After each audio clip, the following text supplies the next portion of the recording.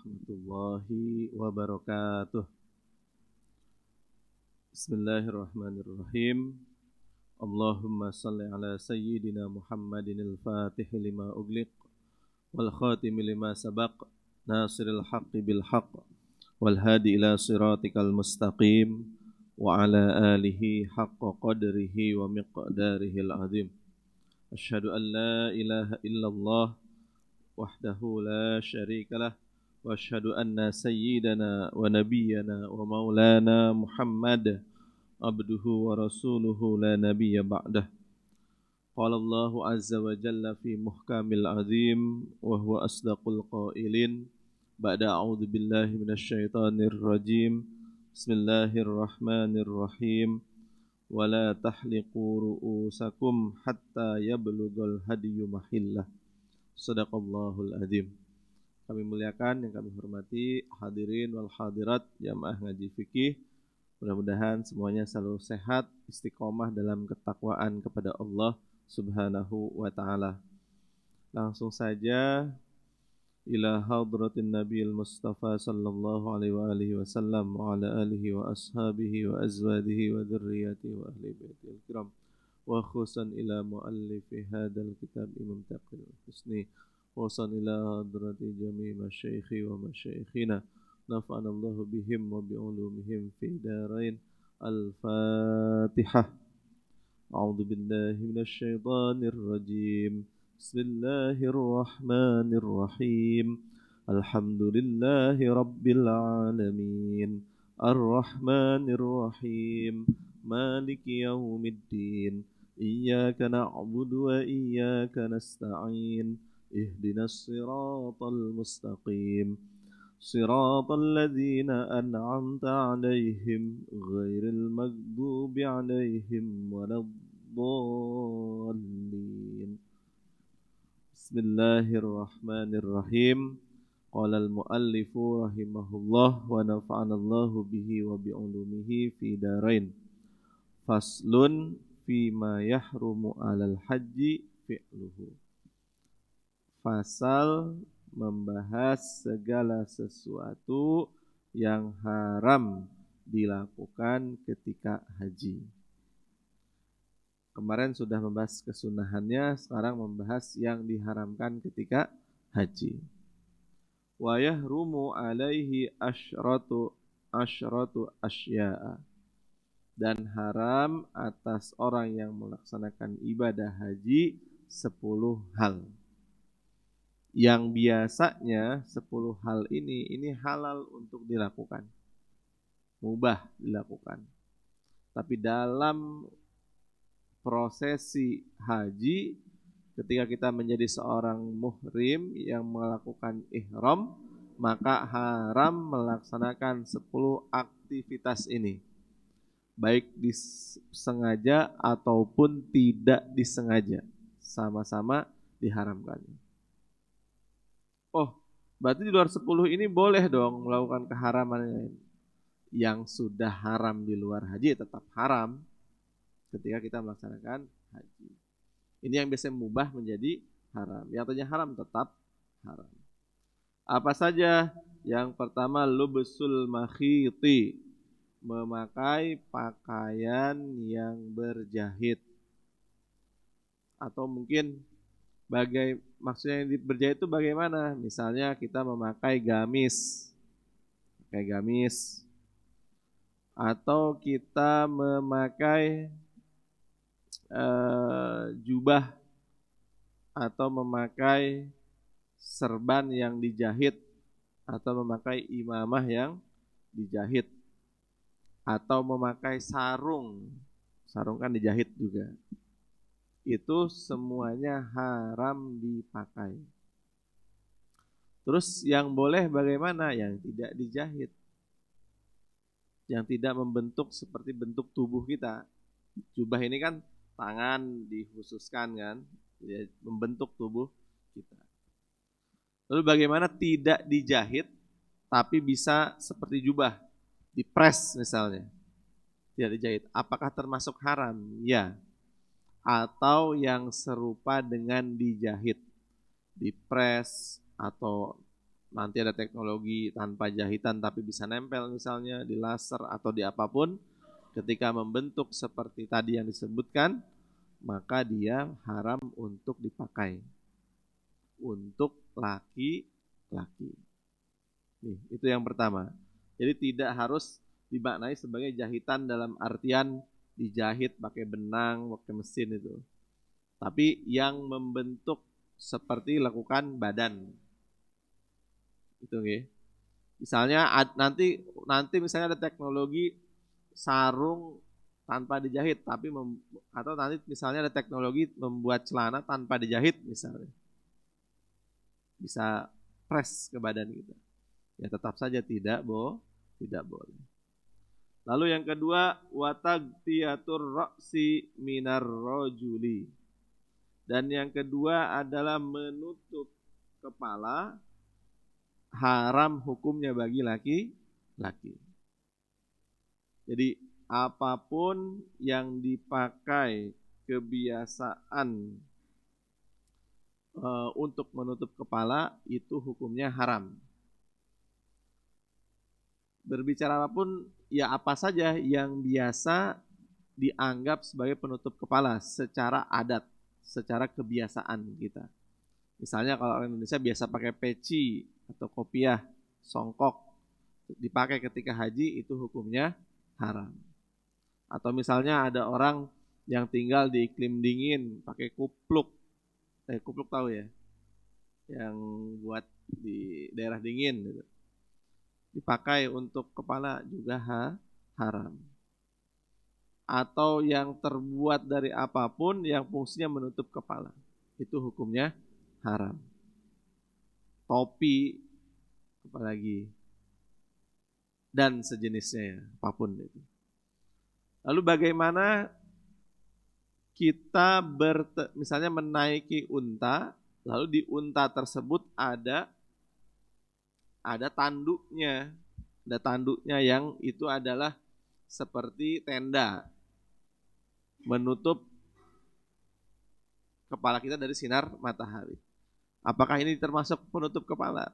Bukan, ini bukanlah penutup kepala.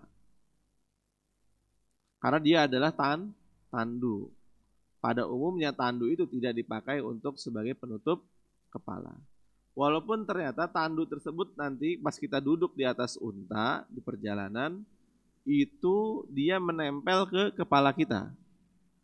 Tapi dia tidak termasuk yang diharamkan. Kenapa? Karena dia adalah tandu, bukanlah topi penutup kepala kita. Kalau kita misalnya di mobilnya mobil yang 4x4 gitu ya. Terus ternyata mobilnya ditutup pakai kain. Terus ternyata kain tersebut menutupi kepala kita, menempel ke atas kepala kita. Dia tidak haram. Kenapa? Karena dia tidak diperuntukkan hanya untuk menutup kepala, tapi sebagai penutup mobil. Itu adalah dua hal yang berbeda. Ya, tidak masalah berteduh di bawah tandu tadi atau di bawah atap mobil tadi, karena dia sejatinya bukanlah penutup kepala. Yang diharamkan adalah yang secara uruf, secara kebiasaan diketahui oleh kita bersama bahwa itu adalah topi. Walaupun topinya kecil, ini biasanya pakai penutup kepala, itu diharamkan. Lalu yang ketiga, wal wajhi minal mar'ati, dan wajah dari perempuan itu ditutup, itu hukumnya haram. Perempuan kalau sedang haji wajahnya harus terbuka. Rambutnya bagaimana? Tertutup. Rambutnya tertutup tapi wajahnya terbuka. Nanti bagaimana dengan khunsa misalnya? Ada manusia yang bukan secara biologis, dia bukan laki-laki, juga yang memiliki dua alat kelamin. Dia laki-laki, punya kelamin laki-laki, tapi juga punya kelamin perempuan. Bagaimana dengan khunsa tersebut? Sebaiknya khunsa ini agar menutup kepalanya. dan dia boleh memakai pakaian yang berjahit. Kenapa? Khawatir dia lebih condong kepada perempuanannya. Kalau dia lebih condong kepada perempuan, maka dia tidak masalah kan memakai menutup kepala dan juga memakai pakaian yang berjahit. Pakai mukena lah kalau sekarang ya. Lalu adapun nanti fidyahnya menurut jumhur, jika khunsa ini menutup wajah dan kepala, maka tidak wajib fidyah sama sekali karena masih ragu dia. Gitu. Lalu bagaimana dengan yang transgender misalnya? Yang laki-laki lalu mengubah penampilan fisiknya menjadi perempuan. Ketika haji bagaimana? Dia tetap dihukumi sebagai laki-laki. Maka hanya menggunakan 2 helai kain saja, 2 helai kain tadi itu. Walaupun dia sudah hidungnya diubah menjadi hidung perempuan, operasi plastik dan seterusnya, dia harus dihukumi sebagai laki-laki. Begitu juga sebaliknya. Misalnya ada perempuan secara biologis, dia perempuan, lalu dia merasa bahwa dirinya adalah laki-laki, mengubah tubuhnya, physical appearance-nya, penampakan fisiknya sebagai laki-laki misalnya, tetap yang dihitung dia sebagai kodratnya, laki-laki atau perempuan. Pakaiannya disesuaikan. Kalau laki-laki tadi pakai 2 kain, kalau perempuan boleh menggunakan yang berjahit dan menutup kepala. Nanti kalau laki-laki tidak boleh menutup kepala. Dan menutup kepala ini tidak ada bedanya dari bahan apapun ya. Bisa dari katun, dari kulit, dari bahan plastik, dari bahan apapun, kalau dia diniatkan sebagai penutup kepala itu tidak boleh. Dari bulu hewan misalnya, bulu angsa ditumpuk-tumpuk, tapi diniatkan untuk menutup kepala, itu hukumnya tidak boleh untuk laki-laki. Beda dengan perempuan. Lalu bagaimana kita kepanasan misalnya. Lalu kita meletakkan kedua tangan kita di atas kepala kita. Ketika misalnya tawaf, panasan misalnya. Terus kita meletakkan kedua tangan kita seperti orang kehujanan gitu. Boleh tidak? Hukumnya boleh. Kenapa? Karena tangan ini bukanlah sebagai penutup hakiki terhadap kepala kita. Dia fungsinya sebagai tangan, cuman beberapa saat kita bisa gunakan sebagai penutup kepala. Lalu bagaimana misalnya penutup kepalanya karena lupa dan lama makainya. Sudah habis beberapa putaran, terus dia baru ingat ternyata dia memakai tutup kepala, pakai peci misalnya. Maka nantinya dia harus membayar denda. Apa dendanya? Nanti kita bahas.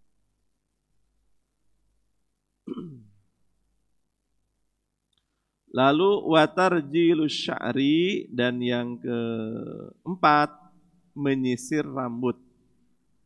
Sebagian dalam Syafi'iyah menyisir rambut ini hukumnya haram, tidak sampai makruh. Nanti menyisirnya pakai sisir beneran atau pakai tangan, itu dalam mazhab Syafi'i dimakruhkan, bahkan diharamkan.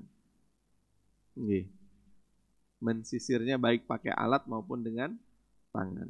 Itu bisa diharamkan, bisa juga dimakruhkan. Lalu wahal kusyari, dan mencukur rambut.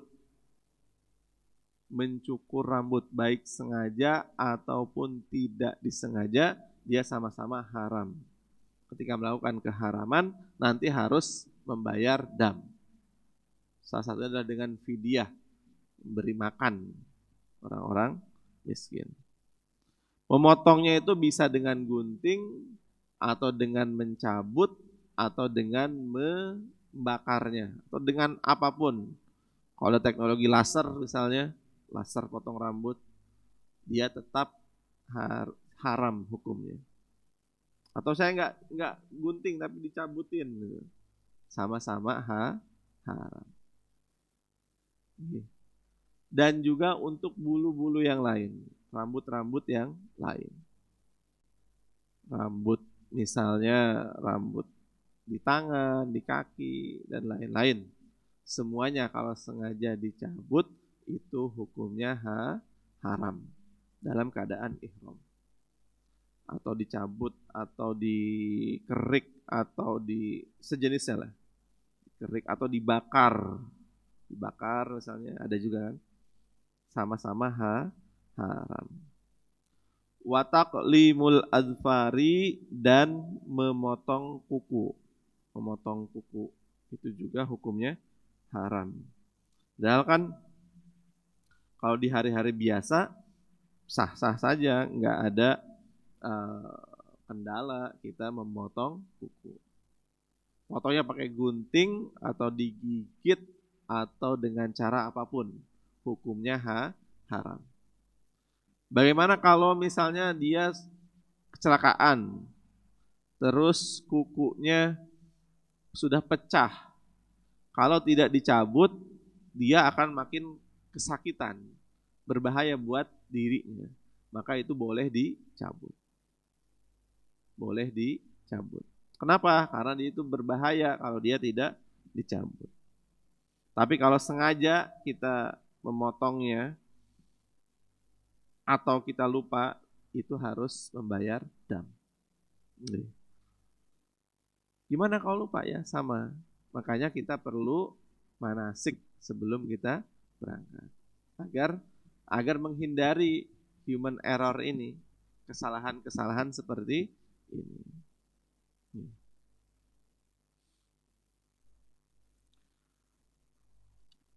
Lalu watibu, dan memakai parfum juga hukumnya haram. Parfum itu kan wangi, ketika sekarang dipakai adalah sunnah. Kita senang mencium parfum. Tapi ketika haji kita dilarang menggunakan parfum. Baik parfum yang disemprotkan atau parfum yang diapakan lah, segala jenisnya. Kalau ada misalnya di kumur, diminum, kalau misalnya seandainya ada ya, itu juga haram. Bagaimana kalau tidak sengaja, misalnya kita lewat ke toko parfum, tiba-tiba ada angin, tertiup, terus nempel ke kita. Kita jadi wangi seperti memakai parfum. Apakah haram? Tidak haram, karena kita tidak sengaja. Kita ya terkena angin parfum. Bagaimana dengan si pemakai parfumnya yang ihramnya itu punya penyakit kelainan hidung yang tidak, indera penciumannya sudah tidak berfungsi? Kan sebenarnya pakai parfum atau tidak pakai parfum tidak ada bedanya bagi diri orang tersebut. Apakah tetap haram atau tidak haram? Jadi hukumnya tetap haram. Walaupun orang tersebut dia tidak bisa mencium parfum yang dia pakai sendiri, tetap hukumnya haram. Karena dilarang kita menggunakan parfum. Lalu waqatlus soidi, dan membunuh hewan buruan ya. Ada binatang di Masjidil Haram, di tanah haram, terus kita iseng lah gitu. Misalnya lihat burung merpati banyak, bisa tangkap lumayan buat pecel lele ini, pecel burung misalnya. Itu hukumnya haram. Kita dilarang untuk membunuh hewan ketika kita melaksanakan ihram. Nah, begitu juga sama haramnya ketika kita tadi memakai parfum, lalu kita misalnya ada teknologi parfum yang dimakan misalnya, tidak disemprotkan tapi dimakan, lalu misalnya dari makanan tersebut membuat keringat kita jadi seperti pakai parfum tersebut. Nah ini juga haram, karena dia dengan sengaja memakai parfum diinfus ke dalam dirinya. Gitu. Beda kalau misalnya kita makan makanan yang misalnya buah apa yang kita yakini ketika makan buah-buahan tersebut membuat aroma badan kita enak misalnya. Misalnya ada buah apa gitu tuh. Kalau kita makan itu keringat kita jadi tidak bau misalnya. Itu beda, itu nggak apa-apa, itu boleh. Tapi kalau memang teknologinya untuk parfum, terus kita sengaja makan agar kita wanginya seperti parfum tersebut, itu yang tidak boleh.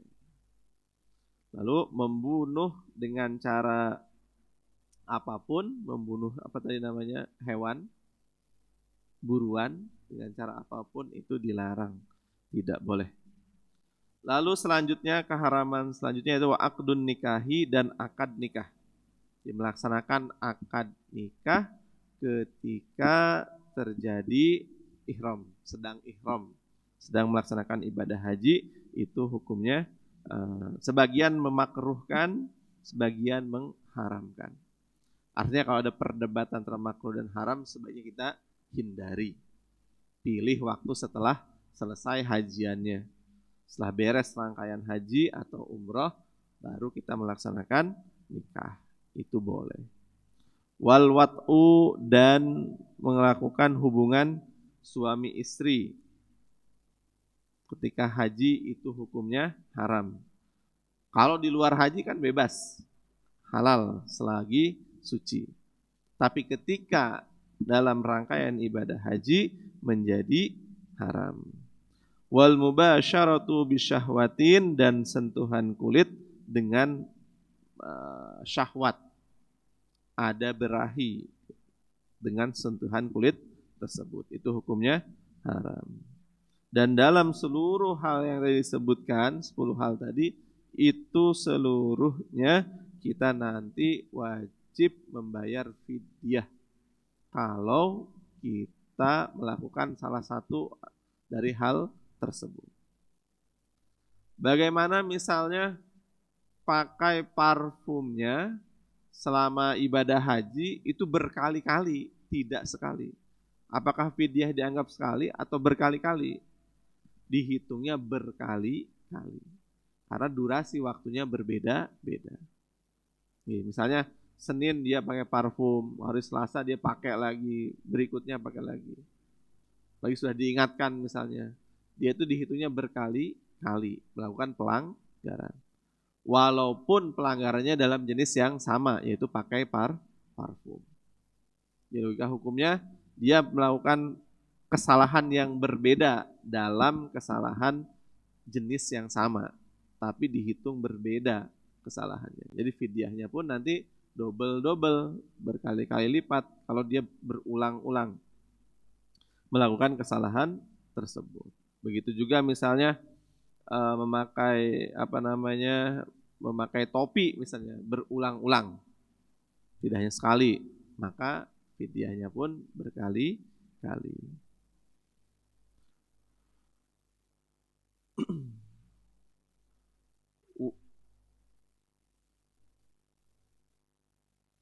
Wala yufsiduhu illal wat'u fil farji. Nah, dan tidak merusak haji kecuali watinya di kemaluan. Artinya apa? Hajinya itu tidak sampai rusak kalau watinya atau hubungan suami istrinya tidak sampai memasukkan kelamin laki-laki kepada kelamin perempuan. Tidak sampai rusak. Lalu selanjutnya, waman fatahul wuqufu bi Arafah tahallala bi amali umratin wa alaihil qada wal hadyu. Jadi barang siapa yang meninggalkan wukuf di Arafah, jadi dia ketika sudah ihram haji dan ketinggalan wukuf di Arafah, entah karena sakit, karena ketiduran atau karena apapun, dan dia sebab uzur atau tidak, maka dia wajib tahallul dengan melaksanakan amaliyah umroh. Wa alaihil qada wal hadyu, dan bagi yang ketinggalan wukuf Arafah tersebut wajib segera mengqada hajinya. Tuh, baik hajinya haji fardu maupun bukan fardu. Kenapa? Karena sudah meninggalkan rukun haji. Jadi wajib diqada. Bagaimana kalau qadanya ternyata lama? Kita pulang ke Indonesia, tahun berikutnya sudah nunggu lagi kuotanya kan, baru lagi kan, ulang dari nol lagi. Ya maka dia termasuk orang yang wajib melaksanakan haji kembali. Kalau mampu dan lain-lain, mampu, ada ongkosnya, ada bekalnya, ada uangnya, maka dia termasuk wajib. Lalu bagaimana seandainya ketika pulang tidak punya uang lagi untuk bekalnya? Ya berarti belum mampu, maka tidak wajib haji, belum wajib haji. Tapi dia belum dihitung melaksanakan ibadah haji. Betapa ruginya ibadah tanpa dibarengi dengan ilmunya. Itulah pentingnya kita menuntut ilmu. Jadi ada satu statement dari Ibnu Ruslam, dalam beliau mengatakan, fakullu man bi ghairi ilmin ya'malu amaluhu mardudatun la tuqbalu. Jadi barang siapa yang beramal tanpa ada ilmu, maka amalnya itu ditolak, tidak diterima.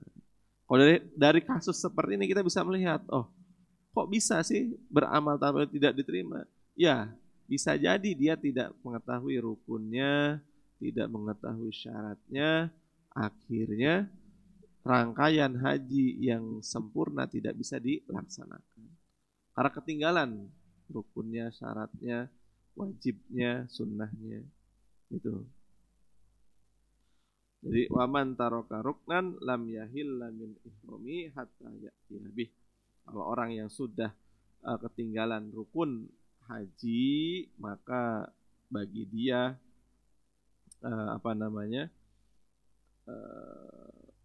ibadah hajinya harus diulang lagi. Ketinggalan rukun utamanya dan tidak bisa diganti dengan dam. Lalu dam itu apa saja sih dam? Dam itu apa sih? Dam itu adalah hal yang